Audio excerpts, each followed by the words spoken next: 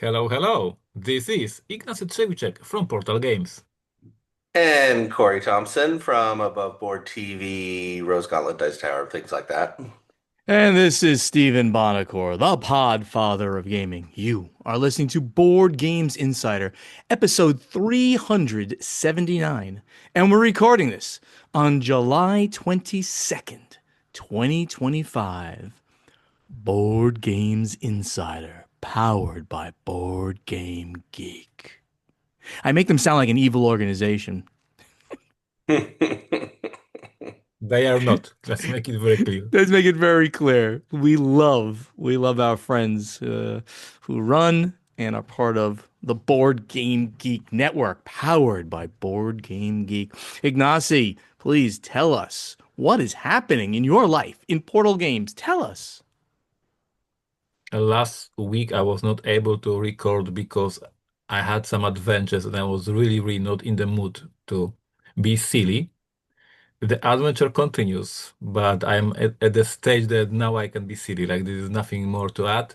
We still don't have Age of Galaxy. It's absolutely lost in transition. Ah, Mm, for a couple of days it was really getting insane because we got from the shipping company the last status on Thursday, and then there was a radio echo on Friday, on Saturday, on Sunday, on Monday.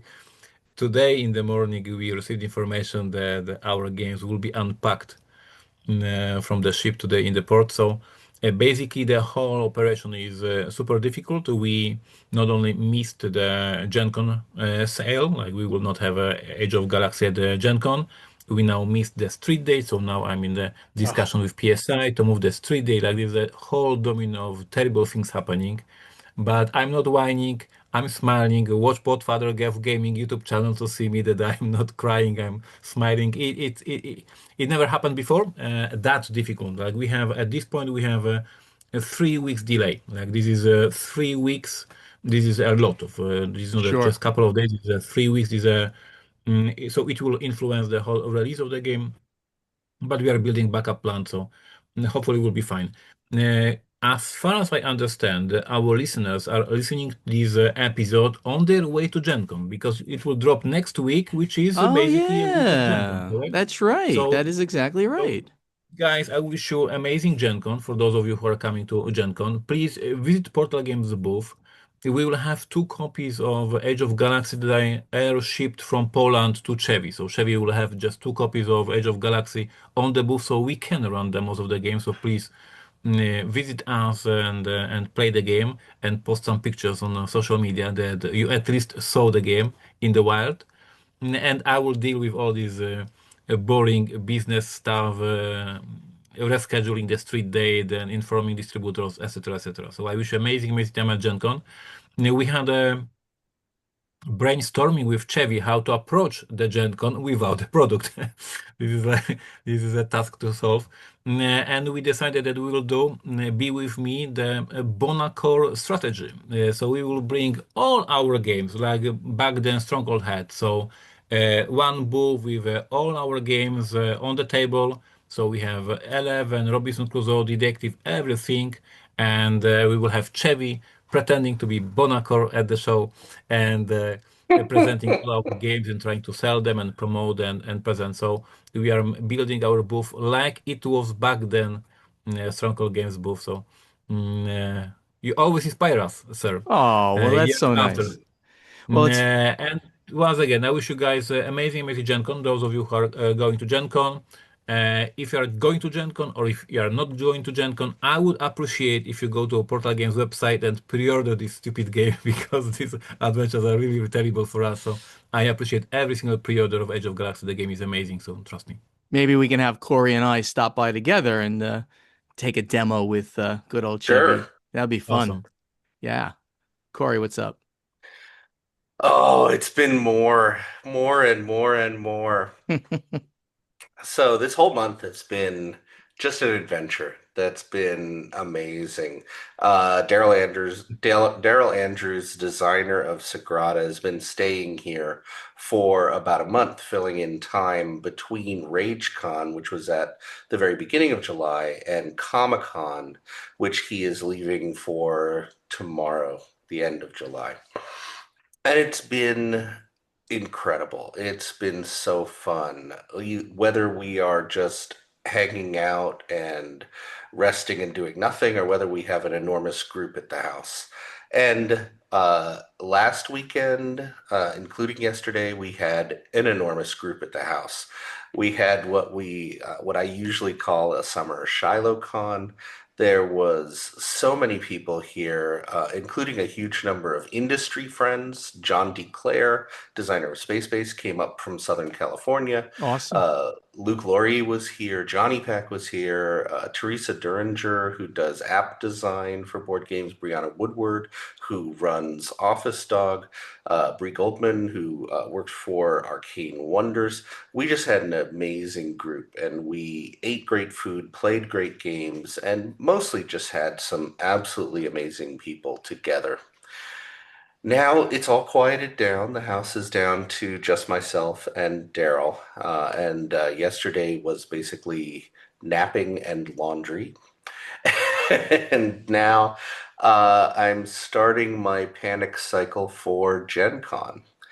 This will be my first Gen Con as one of the owners, albeit a very minor owner, but still one of the owners. I've got a lot of meetings to that regard, and I'm excited. It's going to be really fun. I'm heading to Gen Con early so that I can see the whole process, how the sausage is made, the everything about building up and creating the Gen Con we know and love. So today is a panic day, figuring out what I have here that needs to go to Gen Con, and then I'll go to another house and figure out what I have there that needs to go to Gen Con. And I have this beast. Oh, you have Mo. Mo is definitely not helping. Um, this Ignacy is loves cats. We know how much Ignacy loves cats. So he's the ambassador to the house. He Yeah. spent the whole time when people were here just going person to person, visiting everybody. So Ugliest cat in the world, but he's awesome. he really is. He's a tell everybody he's a what's the name? He's a sphinx, Sphinx. hairless No cat, a hair, no hair. sphinx. But Yeah, he is amazing. yeah. That's been what's been going on over in Yeah. North. I think I'm in Napa And right now, although it's all a blur. uh, it's seeing your postings and stuff like that, as well as Daryl, of course, who's like the most insane poster of social media. My See, whole life has I've been documented I, for the past month. very, very, very, very jealous of all the great things and the great people that you were hanging out with over the last month and weekends and stuff like that. I do want to rub in that yesterday, Daryl and I went to Willie's Wine Bar, which has been a staple in Sonoma, and they present flights of wines that are themed on Old World, Sonoma Valley, Bold Reds, Bubblies, and it was very, very nice. I We snooted out. We had fine wine and bone marrow. I literally cannot even discuss all of this stuff. It just, the FOMO is real. The struggle is real. Over here at the Podfather of Gaming, I'm back in New Jersey seeing mom. You can see if those who watch this um, office area, which is quite open. So at any moment, mom might walk in and start yelling at me for not taking the garbage out, which I have not done yet. So it's My very my possible. bingo card says she'll be doing vacuuming. Or she might start vacuuming or everything possible because she doesn't understand this at all. She doesn't understand podcast. What's a podcast? A video call. What's a video call? It doesn't understand that there's 20,000 downloads plus the number of people that watch us on YouTube. It's just crazy. Anyway, from here, at the end of the week, I'm going to Pennsylvania to see my oldest friends in the world, which is really a treat. I do that once per year. We've been getting together once per year for literally 30 40 years. 40 plus years. Crazy. High school, my high school band, not high school band, but my rock band that I was in when I was a high school student. And we just get together and we jam and we eat and drink too much, that kind of stuff. And then, of course, from here over to see Corey and Ignacio's booth without Ignacy at Gen Con. And again, I tell everybody if you're going to be there, please wave, say hello. Maybe if I've packed some stuff into my pockets, I'll have something to hand to you if you stop and talk for a minute. What did I want to mention? Oh yeah, my game design. So some interesting things have happened. The rule book is basically done. Now we're in final edits, so we go back and forth Nice. with the Asmodee people and the developer and stuff like that. Interesting to see their cycle versus, smaller companies, which is everybody else. The game name has changed. I didn't tell you the original name, but it changed because it'll make a great story in the end. I love the name that we had. Um, it'll make a great story when it all comes out. Gen Con 2026 release, so a year from now, though it could slip due to something related to the name change. It's a long story that I can't tell, but it's going to make a great story when I can tell it. So that's what's happening there. Final thing is I'll give a quick shout out to the World Series of Board Gaming. You basically, kind of last call because this is happening in the mid-September. So if you're interested, why don't you go over to WSBG, World Series Board Gaming, WSBGVegas.com. Even if you're not a true competitive gamer, if you're on the West Coast, if you're in the Vegas area, and so many people are because Dice Tower West is there, they they provide the library and run the open gaming, and open gaming is a huge thing there. You get to see and hang out with so many designers. Matthias Viga, I say his name, Viga. Matthias from Arc Nova. He's always there. Jacob Frixelius, designer of Terraforming Mars, is going to be there. And so many designers of the Ring games and other games, nightly events, open gaming, the Phoenix games. Again, if you are not a huge competitor and you don't want to enter the main Ring events, the Phoenix games, you could play 2 games and win somewhere between 100 and 250 bucks. Not bad. And games and other prizes and stuff like that. So go over to WSBGVegas.com. Just buy an open gaming ticket and play in the Phoenix events. I think you will enjoy it very much. And we get to hang out. And now let's get over to the event deck. All right, everybody. So, not surprisingly, we have more Diamond news. Diamond? Diamond? What? Tell me of this diamond company we Yeah. have never spoken of before. So there's been numerous objections to Diamond's, quote, hostage inventory plan. That obviously is not Diamond's words. The battle is now, this is on ICV2, came out just a few days ago. The battle is now joined between the bankrupt estate of Diamond Comics distributors and publishers that sold to Diamond on a consignment basis for Diamond's plans to seize and sell off consignment inventory in its warehouse. 3 groups of creditors and numerous individual publishers filed objections by Wednesday's deadline, and deadlines to object were extended until Friday for Image Comics and the Unsecured Creditors Committee. The objections were to a motion proposed by Diamond to seize and sell inventory in its warehouses that belongs not to Diamond, but to publishers that were selling to Diamond Comics distributors and Diamond Book distributors on a consignment basis, and put the money into a pool to pay all the creditors rather than the publishers that owned the inventory. The move has caused some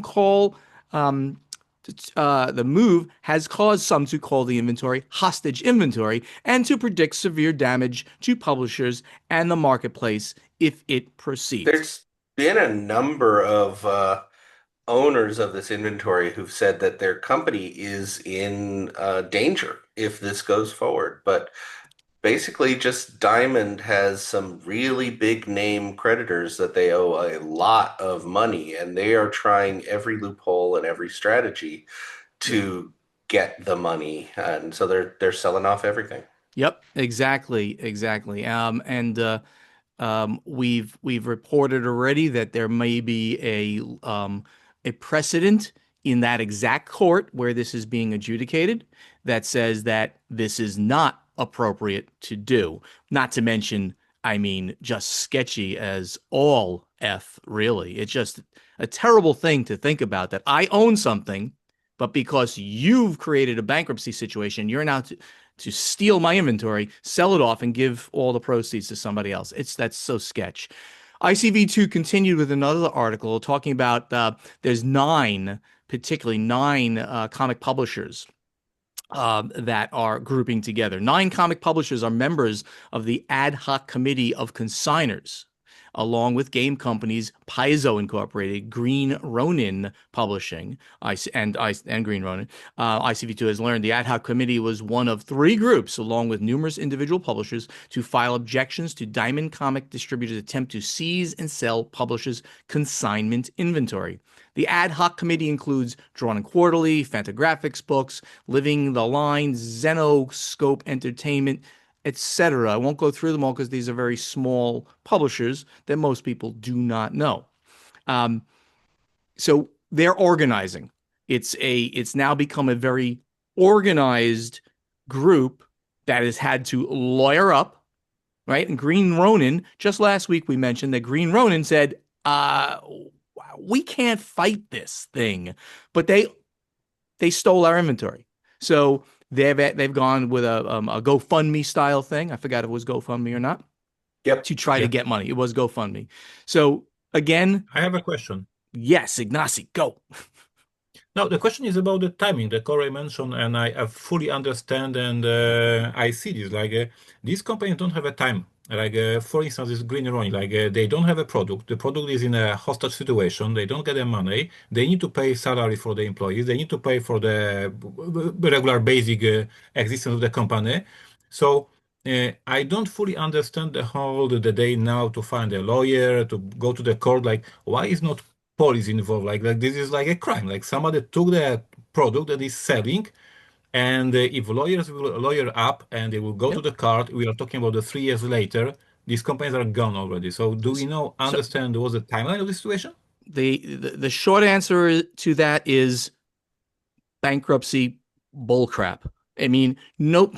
When you get into a legal situation like this, different laws apply.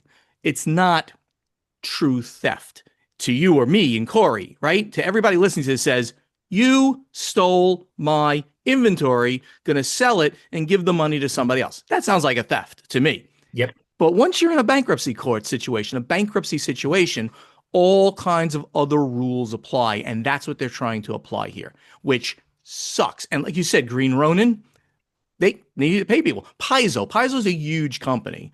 And Corey, it was like 100 different titles that they will have Yeah, no inventory coming in the third quarter at all. All that stuff is going to have to get reprinted now and then sold later. I mean, it's the basic deal is bankruptcy law is set up to try to get as many people paid as possible when the person who's supposed to pay them has no money.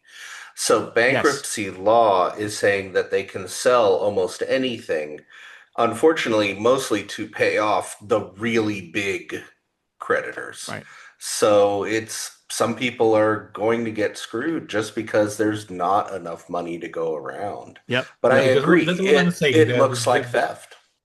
Yeah, that they are trying to get the lawyers. It will be too late. You need months to wait and wait and wait, and they will be gone.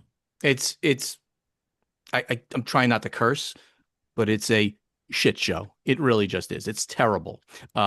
When it comes to this point, it becomes a really bad thing for the smaller people involved. And there's also business law involved. I mean, I'll go a little bit deeper here, just a little bit. It's senior debt is what we talk about here, right? This company, Diamond, doesn't have bonds, and bondholders would always get their money first. It's usually called senior secured debt.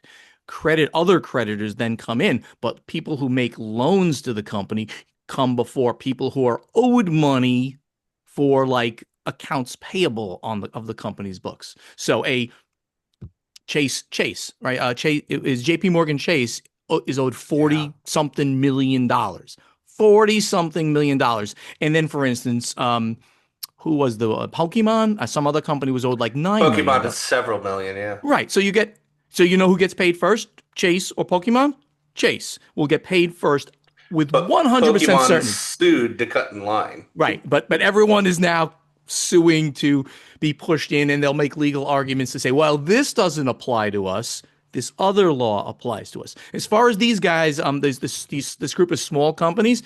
We reported last week that there is a legal precedent that says if it was materially known by the senior creditors that Diamond floors product to sell it, does consignment, then the consigners can get their product back because Chase lent the money knowing that.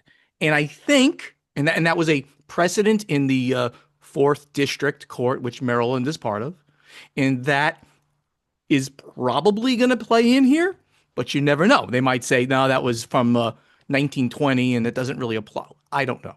But you're right, Ignacy. To me, you, Corey, and most listeners, sounds like you're being theft. Right? Your crap's being stolen. Sadly, they got to work it out in court. Corey, why don't you give us some interesting news out of Fantasy Flight Games regarding Gen Con? Very topical. I didn't put this one in. I think this was Ignacy. Ignacy, why don't you give us? This is really interesting, right? Something's It changed is. here It's for Fantasy Flight. fascinating. This is on one hand, it is a little story. On the other hand, it's a very interesting story. And this is an interesting follow-up to what we discussed 2 weeks ago, when you said that you missed the times when FFG was putting all these new releases and big games, and now this Yeah. excitement is gone. And I remember my first Gen Cons when I was coming to America for the first few times, and I remember the craziness, like we all were waiting for the setup of the booth, because at the setup of the booth of FFG, there was always a new game that was not yet announced because they Yep. were announcing it and revealing at the Gen Con. So they were playing in terms of the marketing. FFG was just playing brilliantly. Like we were all waiting for the first day of Gen Con to see what we will find at the show. And then on the first day of Gen Con, for these years, over the decade, they had an in-flight report announcing their plan for the upcoming months with the new releases, new expansions, new tournaments, all the things. And now the news from the Fantasy Flight Games says that this year, for the first time, they are not hosting an in-flight report. There will be no new announcements, no new things, and they invite everyone for the PAX Unplugged, which is months later. So we can read the news as we were discussing the last 2 weeks that the spark is gone somehow at FFG, or we can read the news a little bit differently, that they are moving from Gen Con to PAX Unplugged with the announcement. Of course, it's our way to interpret that. Yeah. I will miss the sexy FFG revealing top secret It's thing. That definitely, was awesome. yeah, it's a different company. So, of course, FFG, founded by Christian Peterson, was a certain type of company. They ran a certain way, they treated designers a certain way, they did releases a certain way. And they tended to be pretty secretive, like you said. And now this is an unproven FFG. It's been going on for a little while. We've had a couple releases, the new Descent and Unfathomable, but we really don't know how this new FFG functions and releases. So far, it looks like they're both basically a house that runs on Star Wars card games, but we've yet If to I see may, what's really going on. yes, if I may add one more thing to this, because marketing, of course, is my passion and I love marketing. So I remember last year in Flight Report when they announced basically nothing. So from my perspective as a marketer was that these poor, not exciting, not once again using the word sexy, in-flight report was actually bad marketing. So maybe they decided this year, you know what? We will just have a new expansion for Star Wars Unlimited to announce. It is not that exciting, so maybe we just shut down the Yeah. whole operation. So it's maybe better to not hold the event than hold it like last year, which was not exciting I whatsoever. think it also changes the release schedule focus. Gen Con was always known as the show where you did announcements for Christmas release because you had 6 months in order to make Christmas. And now, if they're shifting their in-flight to PAX, it's definitely not for the Christmas season. It's a different strategy Yeah, entirely. I'm assuming that shifting it to PAX is going to make it a longer release cycle so that they can talk more. If you understand what I'm trying to say. So if they at PAX, if they tell you about the 2026 releases, they have more to talk about than if they at Gen Con say we're releasing this in the next couple of months, right? That this is a very big change in focus, and I agree 100% with what you guys are saying. It's a different company now than it was under Chris Yeah. Peterson. And in fact, even in the beginning, after Chris left and became the chairman of a board member at Asmodee, even, he wasn't running FFG. It was still kind of that exciting company. The spark is gone. They still do great things, but the spark is gone. And with that lovely statement, let's go to strategy and tactics. All right, guys, let's take some questions from our big fans out there like Tiago Ali de Oliveira Bueno, who's a publisher, it says, at T Tiago Bob. I I need to throw in something here. Okay. I owe Tiago an enormous apology. Oh my gosh. Tiago I'm had listening. written me on Board Game Geek, He what? and Tiago had written me Written on you. Board Game Geek and lives in this area. And I only saw the Board Game Geek email literally yesterday. And I feel so bad. I would have invited him out to do things, but I am terrible with Board Game Geek mail. I miss it. I feel terrible. Tiago, you should make him buy you a glass of wine now or something like that. Or invite you to his house. All right. So Tiago asks us, there are some in-game designing that say you should start with small games with simple mechanics on your first designs before attempting something with many integrated mechanics. What is your opinion on this saying? If true, how would you know you're prepared for some more complex design? Is it okay for the simpler designs to be later used as parts of a more complex design? Well, let's go to our truly prolific designer, Ignacy Chevicek, to answer this question. Thank you. Uh, yes, when I do workshops at conventions with designers, I tell them start small and then you will grow. And I give them advices. We mentioned this in this podcast a few times already. Try to do expansion to the game that you love and reach the publisher. This is the easiest way to debut because to find a publisher for your new game is a one task, but find a publisher that has a best-selling game and you will just create a cool expansion to it, it's much more likely that it will be published. So Oh, this that's is small, interesting. small task. Yes, you already have the basic rules designed by somebody else. The game is already amazing, and now you just will add some few new elements, and you will have your debut. So this is start small. N- the basic philosophy of game design, and it is always discussed at the different workshops. It's easier to add more and more and more and more rules, and our game becomes this behemoth and it's a big, big game. It's more difficult, of course, to create a smaller game. So for many, many young designers, starting designers, they create the big games and then nobody wants to publish them because they are very expensive to produce and you don't have your name yet in the industry. So yeah, it's true, and I agree. Try to start small. Don't try to build the biggest and best game ever. You are not there yet. Start small, but it's difficult. Yeah, I mean, I never thought about it that way, Ignacio, because I wouldn't. I think some publishers, um, Asmodee, let's go start with the big ones. if they realize they've got a hit game, they're going to have their team or or the designer originally to design um, an expansion to that game. But maybe a small publisher or Yeah, mid-sized but publisher, look at this. yeah, Example would do this. from your example from your old company. Hmm. If somebody creates the Eon's End expansion and sends to Travis, Travis is happy, right? You have some new monsters, new wizards, and you can have expansion. It's simple. For me, the same. If somebody creates a new Nerushima Hex expansion, new army, I'm happy because I'm publishing them on a regular basis. So it's really simple to find a game that you Right. love, smart is find this publisher and tell them I created expansion. What do you think about it? Yeah, I mean, that's a great idea. I just never thought of it that way. And Yeah. I think in general terms, though, Tiago, you do need to just start simple, only because you don't have your chops yet, right? You can't give Twilight Imperium to a publisher and say, "Hey, it's my first design. Why don't you know? Well, this is a great game."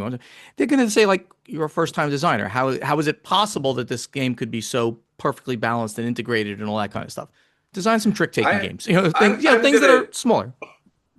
I'm going to go a little off of this beaten path. Hmm. I think a first time designer should design a medium weight game because I think designing a small, elegant game is extremely difficult.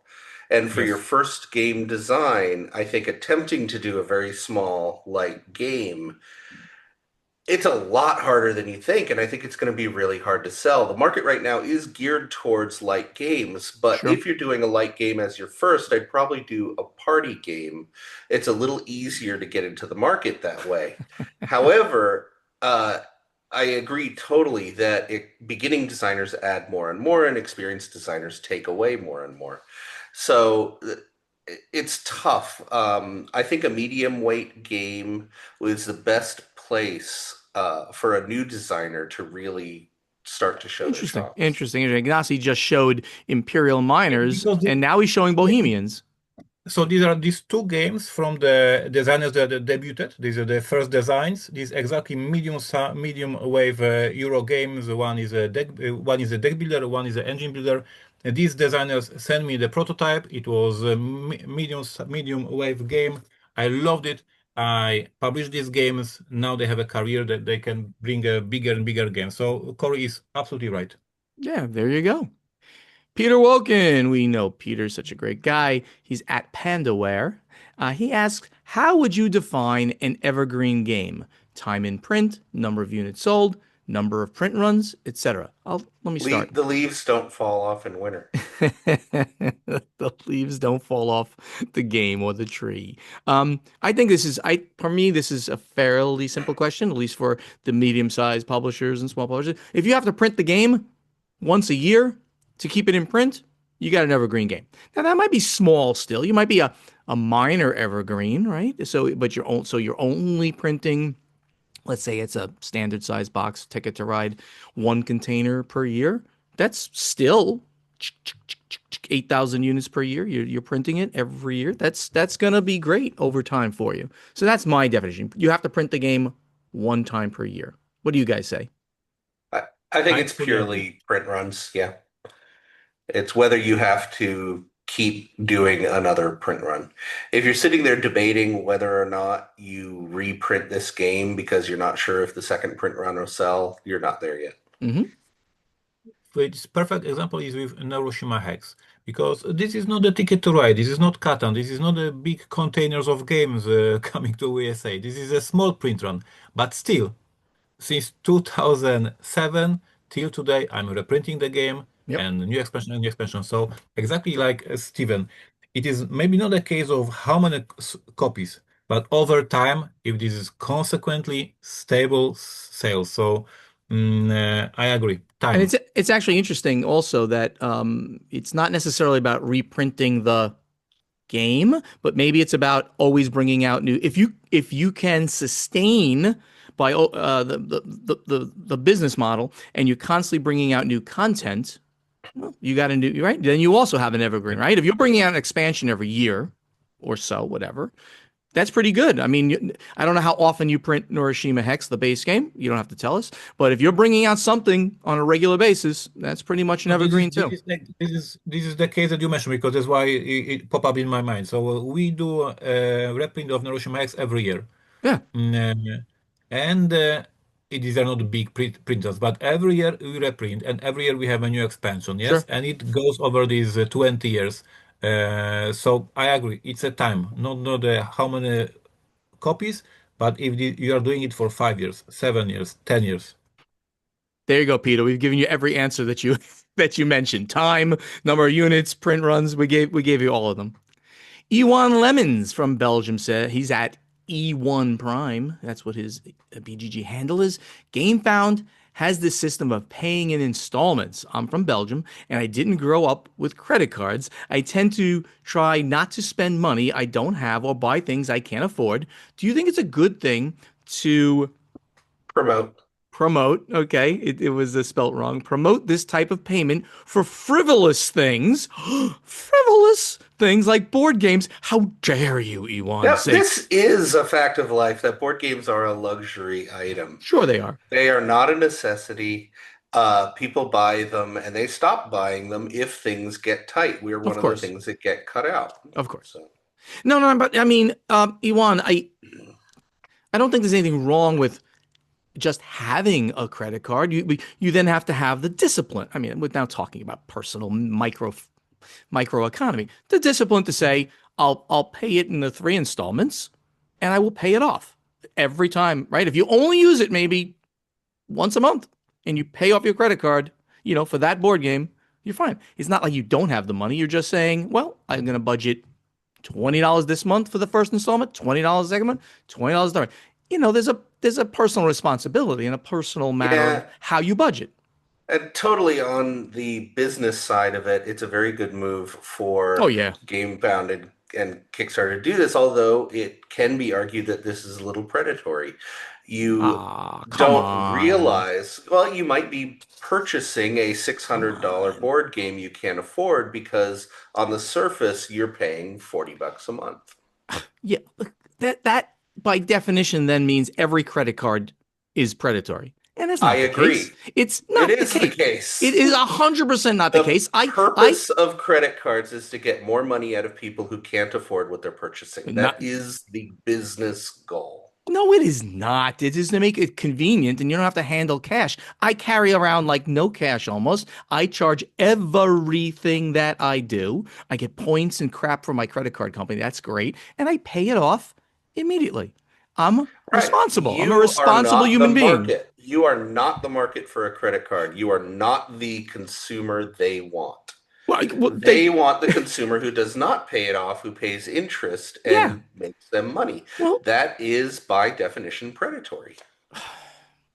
or maybe people need to take some personal responsibility and And ensure I'm that they keeping do that that. side of it. Oh, Ignacy's just laughing at us. It's ah. Americans yelling This, at is this Americans. Is this like an American?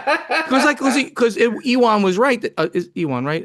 He was right that Yeah, that this credit cards in general have been much more an American thing than they've been a European thing. And Europeans have yeah. just since COVID basically adopted like, oh, everybody now uses credit cards in Europe as well. Almost everybody. Ewan does not. Ignacy, give me some European context here. He thinks I'm No, no, right. I agree with Corey that it was a brilliant move from GameFound to let backers Yeah. pay Oh, for the yes. big game in small rates. This is Of course. brilliant. Like Of they course. figure out, and kudos to I guess CEO of GameFound. He saw the market is changing. The games start to cost not only $100 but $200, $400. This is insane. People cannot afford that. So he said, if you buy a new car, you pay in rates. If you buy a big TV screen, you pay in rates. Let's do this the same for the board games. And it works. I know many people who are using this system. So brilliant for GameFound. And for the discussion on the credit cards, I'm not going there. Like Yeah. you're doing fine. So that car loan that everybody takes out, it's also predatory, right, Corey? It No, is. it's absolutely not predatory. Nobody can afford to lay down, pick a number, $20,000, $50,000 at one shot. So you pay it as you use the car. Of course, it's not predatory. Now, do And they lenders? get absolutely nothing as a lender for allowing you to pay in Yeah, it's installments. called interest, and that's just the way loans work, interest. And it's the It's an difference. American businessman arguing that American businesses are not predatory. The difference, of course, with a credit card loan, if you don't pay it off, you're paying 25% interest, which is that to me should be reeled in. That should be illegal because that's It like almost sounds loan sharking. predatory. But car loans are done at a much lower rate, as well as home loans, of course, and things like that. Anyway, that's great. By the way, Alf, I want to mention that for months I was whining that the best content Corey and Steven are producing after stop recording.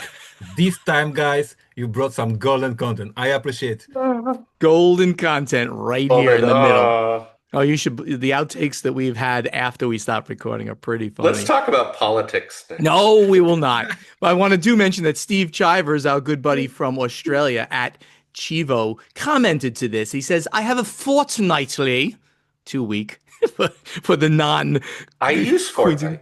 Yeah, I guess nobody uses Fortnite except for the people under the crown. I don't know Nobody the did. word. It means 2 weeks. Okay. Why did it England create a word for 2 weeks? Who knows?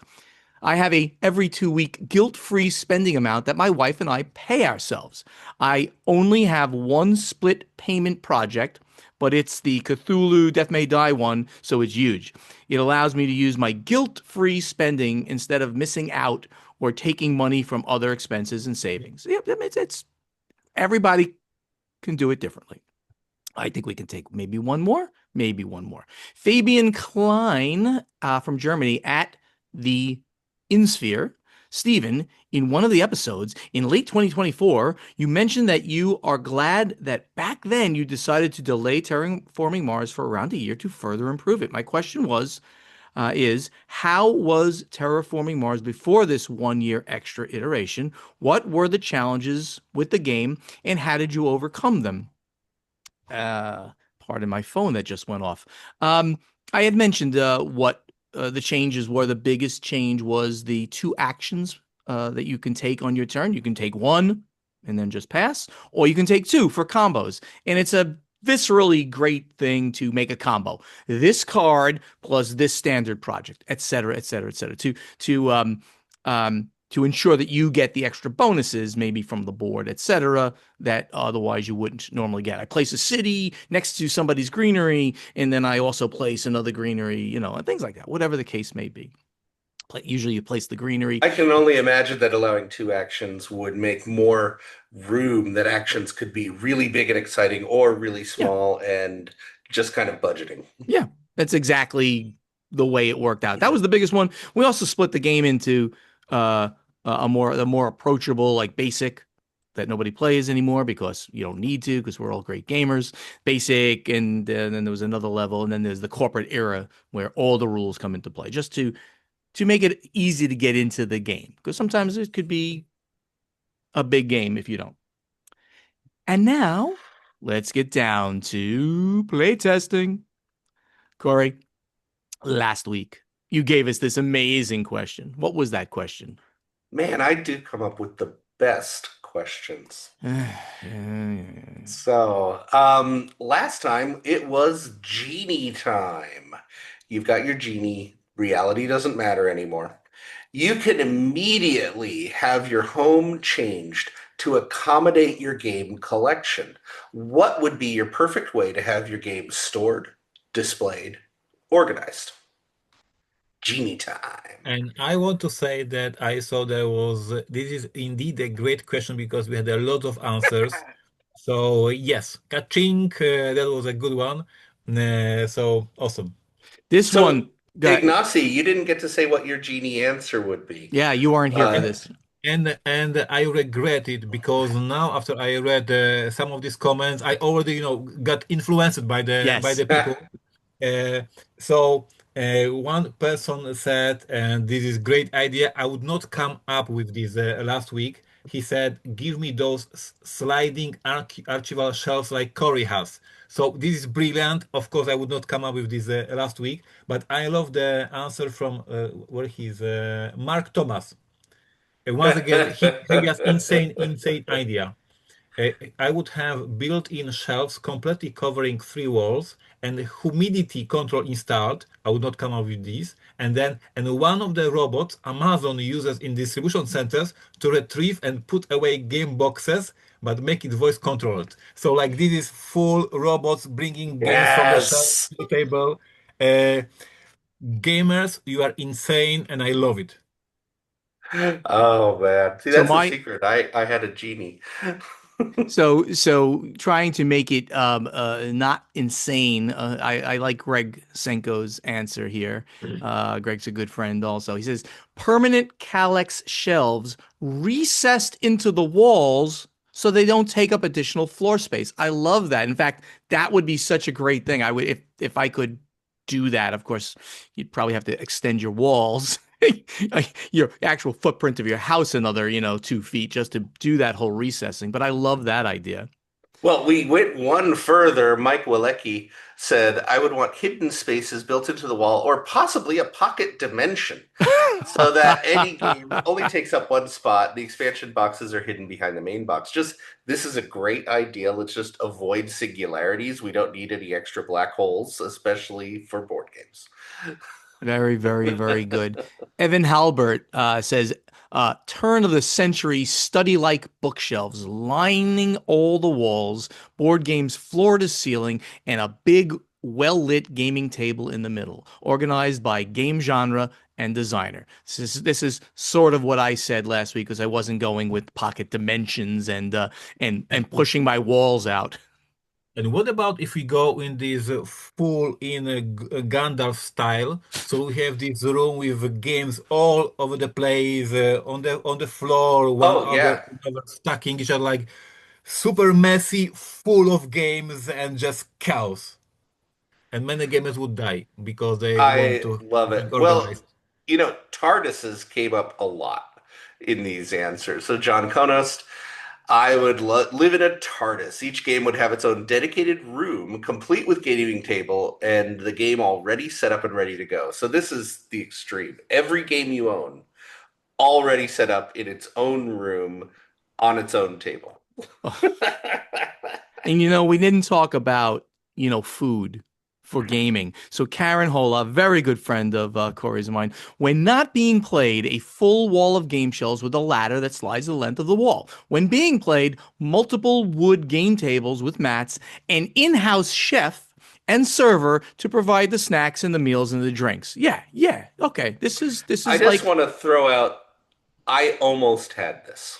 yeah. So, this past weekend, we had the Oh, floor to ceiling shelves, we had the ladder, we had wooden game tables all playing, and Price Johnson, who runs business for Cephalofair, yeah. essentially was just cooking for us.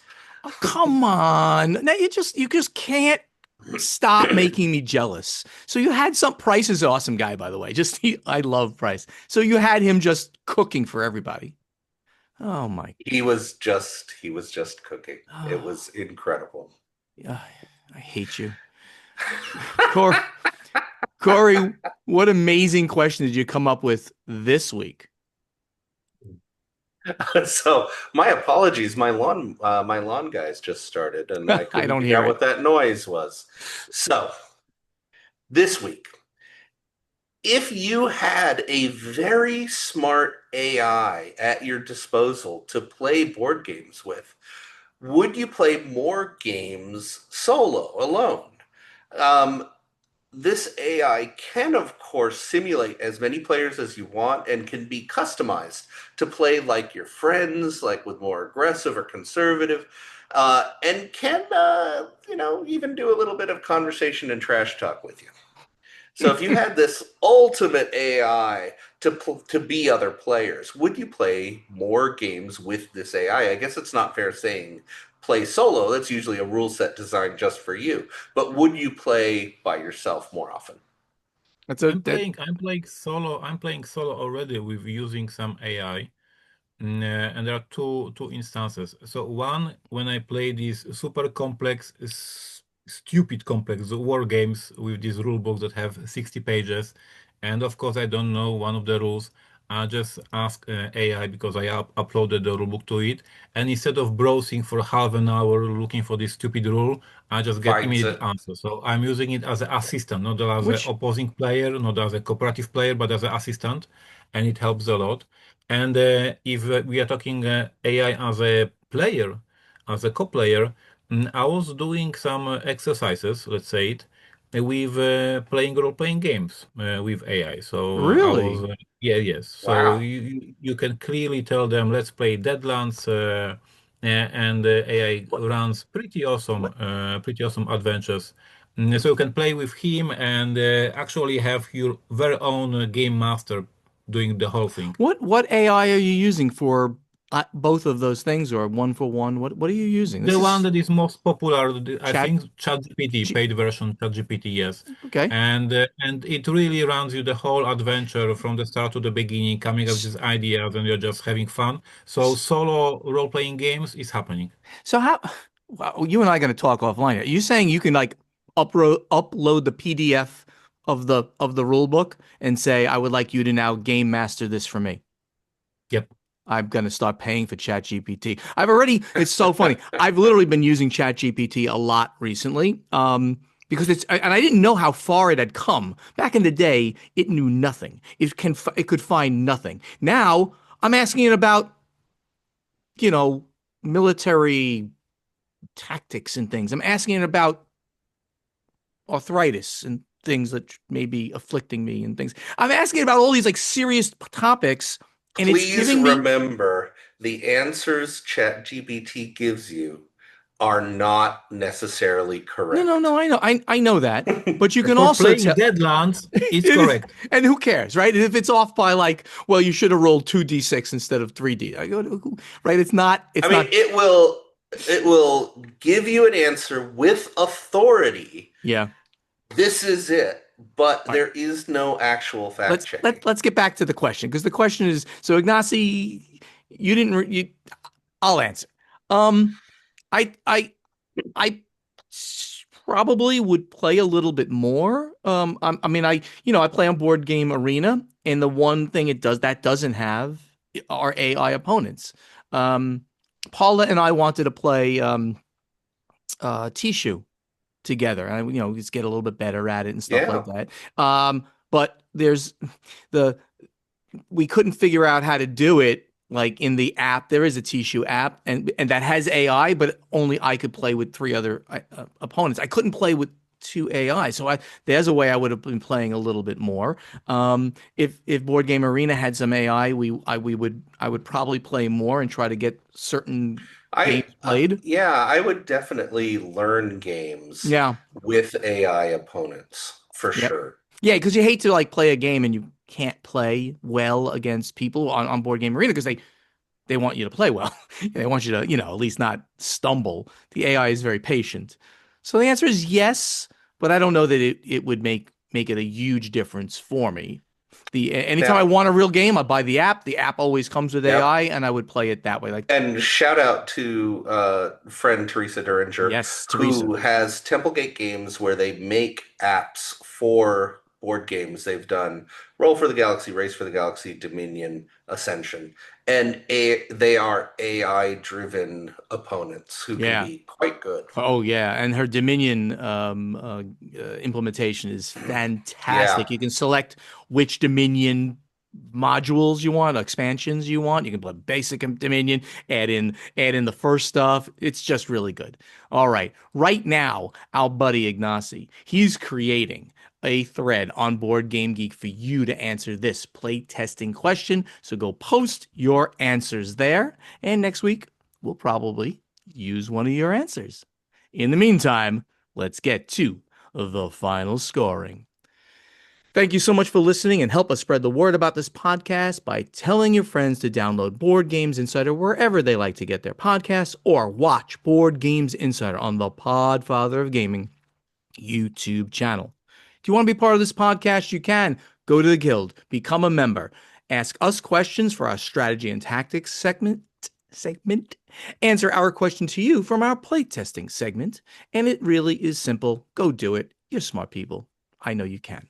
Interact with us on social media. You'll be talking directly to us. Facebook, X, Instagram, TikTok, Blue Sky, YouTube, and the handle is the same across all the platforms. Board Games Insider, Portal Games US, Podfather Gaming, Dice Tower Dish, Play2Z Games, Above Board TV. And a special call out, of course, to the YouTube channels, which have cool names like Portal Games Studio, The Podfather of Gaming, and Above Board TV. You really want to? We would love to see you. We would love to see you at Gen Con. So come and talk to Corey. Come and talk to Steven. Find us as we wander the halls. Will be Come fun. and talk to Chevy. And yes, and of course, go talk to Chevy Dodd. Unbelievable dude. He really is. In the Portal Games booth. All of those things. And maybe Ignacio will come next year. Be nice to us. Board Games Insider is professionally edited by Jake Thompson. Thank you, Jake, for being part of the team. And the great voice you hear doing the intro, the outro, the in-between segments is that of Ray Greenlee, who can be contacted to do voiceover work at raygreenleevoiceover.com. Gentlemen, that brings us to the end of another great episode. Anything you want to mention to our fans as we depart? As we go? Anything? Age of Galaxy. Portal Games website. Help independent publisher fighting with the shipping companies. I have a funny story. Okay, funny story. Yeah, because last week, as we all know, I was really, really angry with the delay and ruining the Gen Con. So of course I asked the question that many bosses ask: Can we sue them? I mean, shipping company because they, delay the shipment. So can I get my money back? And my employees say, boss, they always say this estimated time of delivery. That is estimated, not the final. So they have, of course, prepared for all the delays. And even though there is a 3 weeks delay, it was just estimation. So we cannot do anything. So they are prepared for these Yeah. delays in the shipping. Theoretically, I bet there's someone that would insure you against a delay, but that insurance will cost you so much it's not worth it, right? Yeah. So Yeah, that's yeah, it happened for the first time in the whole history of the company, like that I'm screwed at the Gen Con. So obviously it is not the common thing. So I will not get yeah, insurance for that. yeah.